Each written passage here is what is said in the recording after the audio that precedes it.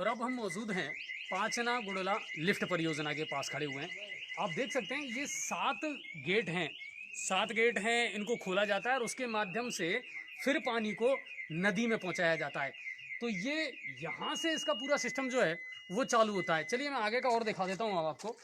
पांचना गुड़ला lift परियोजना ये यहाँ है और यहीं से सब कुछ पूरा कमांड चलता है इसका। और जैसा कि आप देख पा रहे हैं 7 गेट हैं, उन 7 गेटों को खोल करके और फिर पानी को नदी में छोड़ा जाता है। नदी के माध्यम से फिर ये नहरों में और आसपास के क्षेत्रों में पहुंचता है, जो अब पिछले 14 साल से बंद है।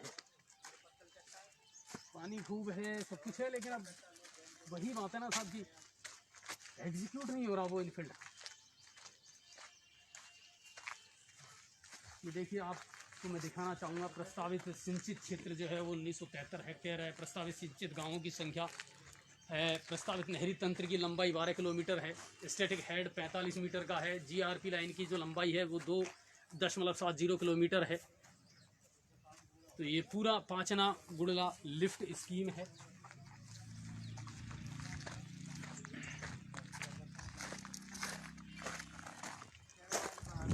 यहाँ से देखिए कि ये जो गेट हैं इनको खोला जाता है और उसके बाद फिर इस पानी को नदी में छोड़ करके और फिर सिंचाई के काम में नहीं नदी में बह जाता है पानी। नदी में बह जाता है। नदी में व्यर्थ छोड़ा जाता है पानी। ये नदी जाता है बिल्कुल। और पानी की देखिए, आप जहाँ तक आपकी नज़र जाएगी ना, पानी की क्षमता में, भराव में कोई कमी नहीं है, खूब पानी है। लेकिन अब इसका उपयोग नहीं हो पा रहा। ये सबसे बड़ी समस्या ये है कि अब इसका उपयोग हो साहब तो कुछ हो, वरना ये तो वही है कि भाप बन करके उड़ता रहेगा। सोदा जी पी जाता है, इससे पानी जाता है गुड़ला के 12 गाँव। और ये जो लिफ्ट परियोजना है इससे ऊपर से आ है ना, ये जो टैंकर बना हुआ है, वाटर टैंक जो है अंदर है, इंटेक वेल है। हाँ, बिल्कुल इंटेक वेल होता है वो। हाँ, इंटेक वेल के माध्यम से ही फिर वहाँ आगे पानी पहुँचाया जाता है। चढ़ेगा एक बार। अभी उसमें ताला लगा हुआ है। यहाँ ऊपर राजेश जी, आप यहाँ आए मेरे पास, थोड़ी सी जानकारी दें इस बारे में। यहाँ बैठ के लेंगे ना, बलजीत जी हट लेंगे। नहीं, आप मुझे ये बताइए, आप तो अपन तो यहीं से कर लेंगे, ऐसी कोई बात नहीं है कि क्या है फिर यहाँ से अब सिस्टम फिर कैसे चलता है। मेरा कहने का मतलब ये है कि भाजपा सरकार और कांग्रेस सरकार मतलब नेताओं से है सरकार का मतलब, ये सारे जो लोग हैं पांचना के पानी को सुलझाएं, क्योंकि हमारी गुड़ला परियोजना लिफ्ट परियोजना बनी हुई है। 12 गांव गुड़ला के लोगों को पानी मिले, फिर इनसे समझाइश करके और कमांड क्षेत्र के लोगों को पानी उपलब्ध कराया, जिससे हमारे करौली और माधोपुर किसानों के जीवन को खुशहाल बनाया जा सके। और हम आगे मुहिम चलाएंगे, चंबल का पानी मंडरायल से लिफ्ट करके और 25 किलोमीटर इसमें डाल के लाइन से के माध्यम से लिफ्ट करके फिर प्राकृतिक ढलान अपने आप पांचना में आ जाएगा। उसके बाद में हमारे जो बांध है आसपास के, जैसे मोरा सागर का बांध है, सब बामणों में पड़ता है, और बिशन समन बांध है हमारे टोडा भीम के में पड़ता है, एक हमारे जगर बांध है, जलसेन बांध है।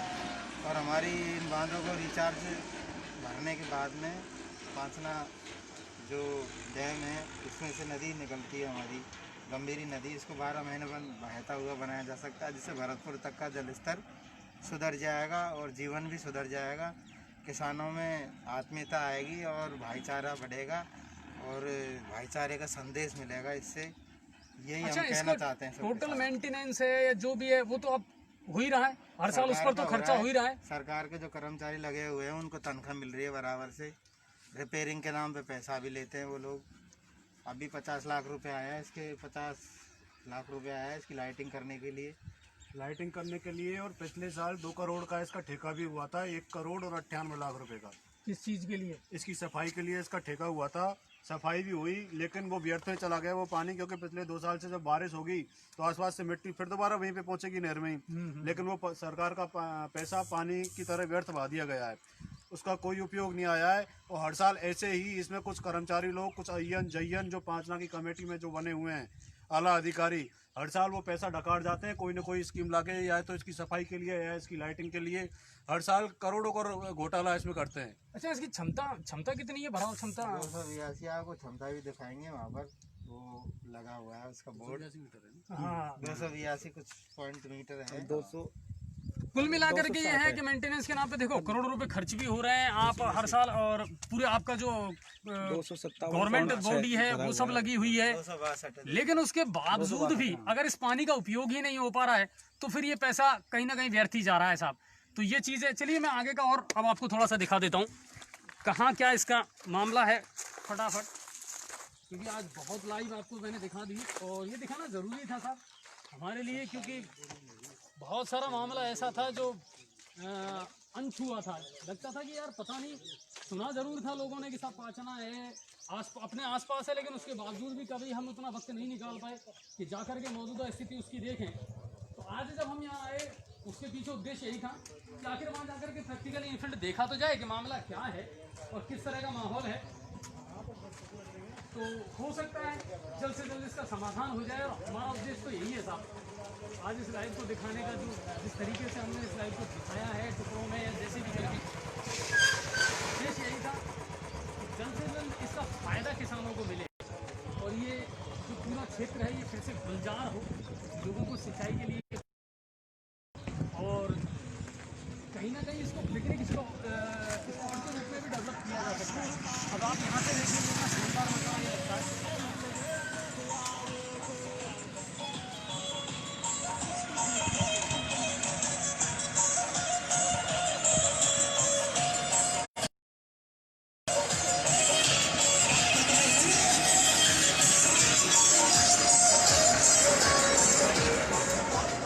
ये गंभीरी नदी है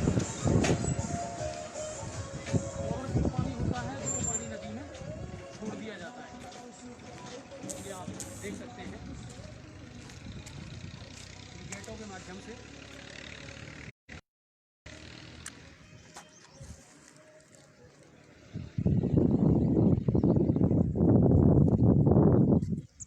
तो जो पानी ओवरफ्लो होता है सर उसको छोड़ा जाता है इसमें? ये जो पानी जो ओवरफ्लो नहीं है, पानी नदी में जो पानी जा रहा है ना, हाँ, उसको महावीर जी की यात्रा के समय छोड़ा जाता है कुछ पानी। अच्छा। तो पानी ओवरफ्लो हो जाता है लेकिन नदी के माध्यम से, तो गंभीर नदी में है और वो महावीर जी वाली नदी में जा रहा है पानी।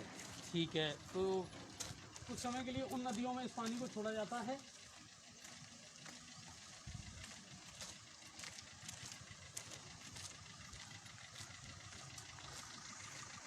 आप देख सकते हैं यहाँ ये जो इलेक्ट्रिक के इक्विपमेंट्स हैं उनके माध्यम से उन दरवाज़ों को, उन गेटों को खोला जाता है। तो योजना तो अच्छी है साहब, बड़ा प्रोजेक्ट है, उम्मीदें लोगों को बहुत है, लेकिन समस्या ये है कि अभी ये बादल को उतरे कैसे। 14 साल हो गए हम इंतजार करते करते, और ये तो वनवास से भी बड़ी कहानी होती आ रही है। लेकिन उम्मीद करते हैं कि अब जिस तरीके से लोग सामने आए हैं, लोगों ने जिस तरीके से इस मुद्दे को उठाया है, लोगों का दर्द अब कहीं ना कहीं प्रशासन तक, सरकार तक पहुंचने लगा है। उम्मीद ये करते हैं कि अब इसका निस्तारण हो जाएगा, और हो जाना भी चाहिए साहब, क्योंकि ज़रूरी है।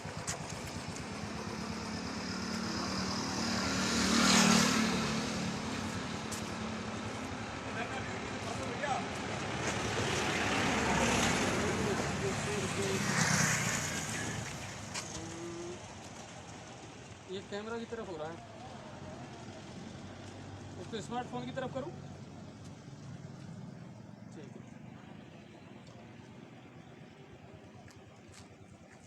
ठीक है, ठीक है, ठीक है। ये पिन निकाल कर एक बार फिर लगा ले।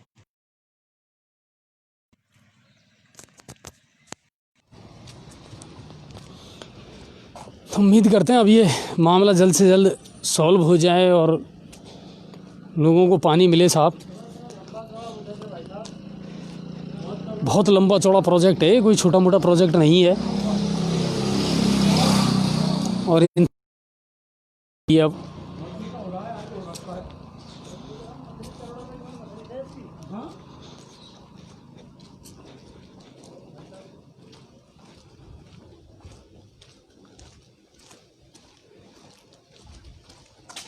इन मशीनों की सहायता से गेटों को ऊपर किया जाता है, जो ये अपने जो गेट है, हाँ, और फिर अपने ये जो गंभीरी नदी है इसमें पानी छोड़ा जाता है, जो आगे चल के भरतपुर घना पक्षी बिहार तक ये पानी सप्लाई होती है। अच्छा, लेकिन ये पानी वेस्टेज ही जाता है, कोई काम में नहीं आता, भरतपुर तक भी नहीं पहुंच पाता, इतने में सूख भी जाता है बीच हाँ में। बिल्कुल। क्योंकि काफ़ी बड़ा एरिया है, आप देख लो नदी का कितना बड़ा एरिया है, इतने में अगर पूरे में होकर पानी जाएगा तो कहीं ना कहीं सूखेगा भी।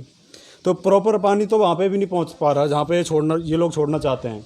कुल मिला के कोरी राजनीति हो रही है, झूठे वादे हो रहे हैं और खोखली बातें राजनेताओं के द्वारा जनताओं को बताई जा रही हैं, हर बार उनको गुमराह किया जा रहा है। लेकिन कहीं ना कहीं अब लगता है सर कि अब कहीं ना कहीं प्रशासन की आंख खुलेगी मेरे ख्याल से, क्योंकि अब जिस तरीके से लोग सामने आए हैं, लोगों ने इस मुद्दे को जिस तरीके से उठाया है, अब कहीं ना कहीं ये लगता है कि प्रशासन भी और जनप्रतिनिधि भी इस बात को गंभीरता से ज़रूर लेंगे कि ये कोई छोटा मुद्दा नहीं है और इसको हमेशा एक राजनीति के खेल में उलझा करके हम नहीं रख सकते हैं। बिल्कुल बिल्कुल, कमांड एरिया का किसान अब जाग चुका है, लोग किसान जागरूक हो रहा है, किसान जागरूक हो रहा है, तो राजनेताओं की भी आंखें खुल रही हैं इसमें धीरे धीरे। और हमें उम्मीद है कि इस बार अक्टूबर या नवंबर फर्स्ट वीक में किसानों को पानी श्योर 100% मिलने वाला है। जहाँ तक अगर गंदी राजनीति अगर इसमें बीच में नहीं घुसी तो मामला पूरा क्लियर है। बिल्कुल 100 हमें संपर्क पोर्टल, राजस्थान संपर्क पोर्टल पे भी शिकायत की है हम लोगों ने, तो वहाँ से भी हमें जवाब मिले हैं कि आपको अक्टूबर या नवंबर फर्स्ट वीक में पानी मिल जाएगा। तो वो लोग भी कुछ सोच समझ कर बोल रहे हैं वहाँ से भी। बिल्कुल मैं ये कहना चाहता हूँ कि अब किस कमांड एरिया का किसान जाग चुका है और अब कैसे भी करके अब इसमें दोगली राजनीति और दोगले नेता प्लीज़ इससे दूर रहें।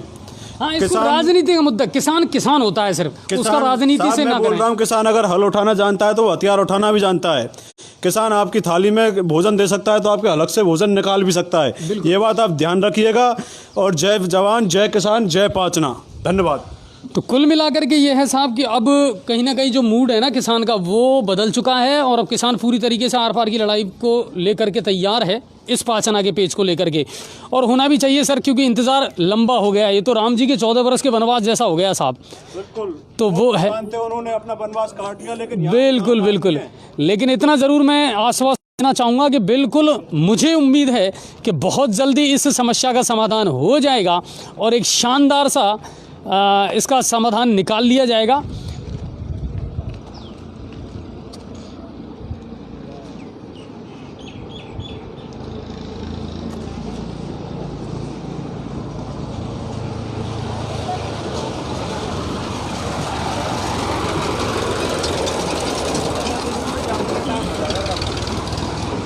चलिए, तो आज की जो लाइव थी वो यहीं से आपको दिखानी थी।